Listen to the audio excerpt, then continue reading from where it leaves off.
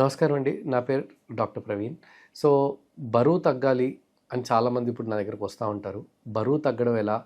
చాలా interesting topic. ఆ తర్వాత చాలా కష్టమైన టాపిక్.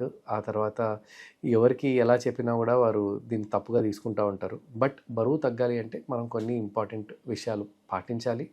దాంట్లో మొట్టమొదటిది వ్యాయామం. వ్యాయామం అనేది కనీసం రోజుకి 30-45 నిమిషాల పాటు పాటించడం. ఈ బరువు తగ్గాలి అనుకున్న దాంట్లో మొట్టమొదటిగా మీరు చూసుకోవాల్సింది వీరికి ఎక్కువ వరకు వీరికి ఊబకాయంలో ప్రైమరీగా ఫ్యాట్ కంటెంట్ ఎంత ఉంది అనేది ఫస్ట్ నిర్ధారించడం. మగవారిలో ఎక్కువ వరకు ఫ్యాట్ కంటెంట్ నార్మల్గా 24% వరకు, ఆడవారిలో ఆల్మోస్ట్ 30-35% వరకు ఫ్యాట్ కంటెంట్ అనేది ఉంటుందన్నమాట.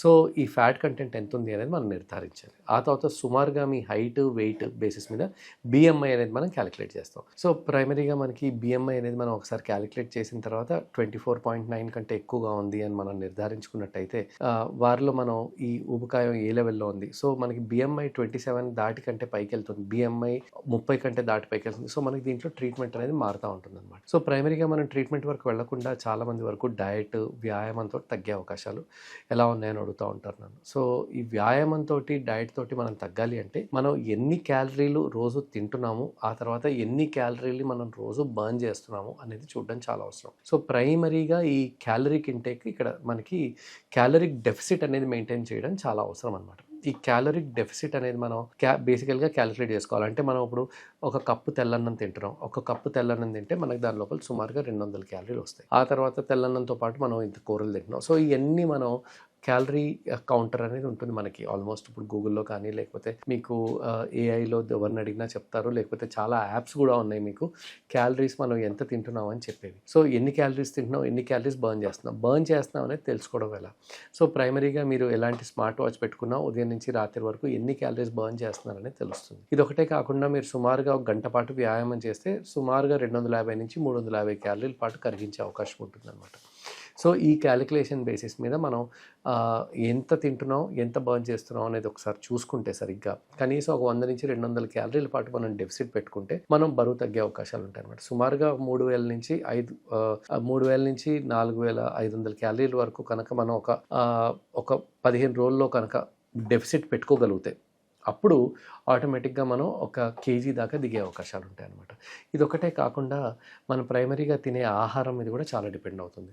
సో ఇప్పుడు మనం ప్యూర్గా సింపుల్ కార్బోహైడ్రేట్స్ అంటే వైట్ రైస్ లాంటి చాలా సింపుల్ కార్బోహైడ్రేట్ అనమాట. ఇది అరగడానికి సుమారుగా గంటన్నరలో అరిగిపోతుంది. ఈ వైట్ రైస్ అనేది అరగిన వెంటనే మీకు ఒక చిన్న బ్లడ్ షుగర్ స్పైక్ లాగా వస్తుంది అనమాట. సో ఇట్లాంటివి మనం అరగడానికి ఎక్కువ సమయం పట్టే ఆహారం తీసుకోవడం చాలా అవసరం.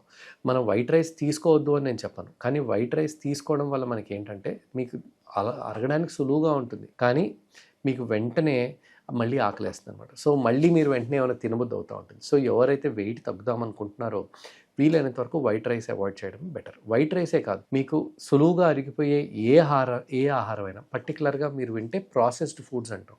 అంటే ఏంటి, బ్రెడ్స్, మైదా, లేకపోతే మీరు వేసుకునే ప్రతి ఒక్కటి చిరుతిండ్లు ఇవన్నీ దీంతోటే ఉంటాయి అన్నమాట. ఇవన్నీ ఏంటంటే తొందరగా అరిగిపోతాయి, పొట్టకి చాలా లైట్గా ఉంటాయి. మనం ఇంతకుముందు ఏంటంటే చిన్నప్పుడు మన పూర్వీకులు కానీ మన పేరెంట్స్ వాళ్ళ తాతగారులు వాళ్ళందరూ కూడా ఎక్కువ వరకు ఎర్రన్నం తినేవాళ్ళు, పాలిష్డ్ అనేది తినేవాళ్ళు కాదు వాళ్ళు. సో ఎక్కువ వరకు ఈ ఎర్ర రైస్ ఇవన్నీ ఏంటంటే అరగడానికి ఆల్మోస్ట్ ఒక 4-5 గంటల పాటు, అంటే మనకి ఆకలి అనేది వేయదనమాట.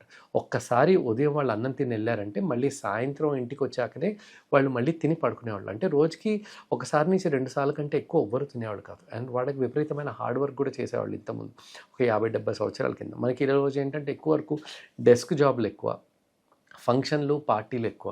మనం ప్రతి వారానికి 2-3 పార్టీలు అటెండ్ చేస్తాం. తిన్న ప్రతిసారి 1000-1500 క్యాలరీలు ఒకటేసారి తినేస్తాం. ఆ తర్వాత ఇంత వైట్ రైస్ పెట్టుకొని తింటాం, వెంటనే అరిగిపోతుంది. అదంతా ఏమవుతుంది, ఎనర్జీగా మారి ఆ తర్వాత ఎక్సెస్ ఎనర్జీ అంతా ఫ్యాట్ కింద మారి మనకి పొట్ట భాగంలో, పిరుదుల భాగంలో అన్ని చోట్ల చేరిపోతూ ఉంటుంది అనమాట.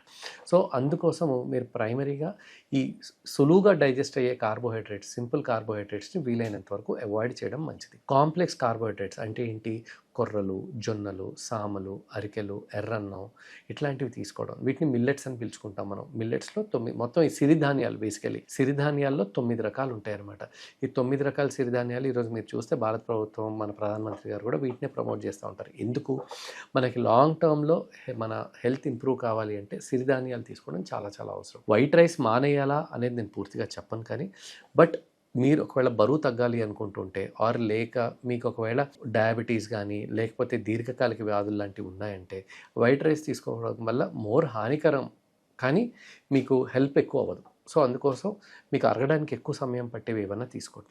ఈ సిరిధాన్యాలు ఒక్కటే కాకుండా మీరు ప్రోటీన్ కూడా ఎక్కువ తీసుకోవాలి. ప్రోటీన్ అంటే మనం చూస్తే వెజిటేరియన్ ప్రోటీన్ అంటే మనకి అలసందలు, లేదంటే చెన్న, ఇలాంటివన్నీ మనకి రాజ్మా, ఇలాంటివన్నీ మనకి ప్రోటీన్, వెజిటేరియన్ ప్రోటీన్. లేదంటే మనం తీసుకునే తోఫు, పన్నీర్, సోయా చంక్స్, ఈ వీటన్నిటిలో కూడా మనకి విపరీతమైన ప్రోటీన్ ఉంటుంది. చాలా మంచి ప్రోటీన్ దొరుకుతుంది దీంట్లో. ఇది వెజిటేరియన్ వారికి. అదే నాన్ వెజిటేరియన్ అనుకోండి, వారు ఎగ్ వైట్స్ లేదంటే చికెన్ బ్రెస్ట్ ఇలాంటివి తీసుకోవచ్చు. వీలైనంత వరకు రెడ్ మీట్ అంటే మటన్ లాంటివి, ప్రాన్స్ లాంటివి అవాయిడ్ చేస్తే మంచిది. ఫిష్ కూడా మంచిది. ఫిష్ కూడా మంచి హెల్దీ మీట్, అది కూడా తీసుకోవచ్చు మీరు. సో వెయిట్ తగ్గాలి అనుకుంటున్న వాళ్ళు కాంప్లెక్స్ కార్బోహైడ్రేట్స్ని లేదంటే ప్రోటీన్ని ఎక్కువ తీసుకోవడం చాలా చాలా అవసరం. వైట్ రైస్ మానేయమని నేను చెప్పను, but at the same point of time బరువు తగ్గాలనుకుంటున్న వాళ్ళు, షుగర్ని కంట్రోల్లోకి తెచ్చుకుందాం అనుకుంటున్న వాళ్ళు మాత్రం వీలైనంత వరకు వైట్ రైస్ని అవాయిడ్ చేస్తే మంచిది.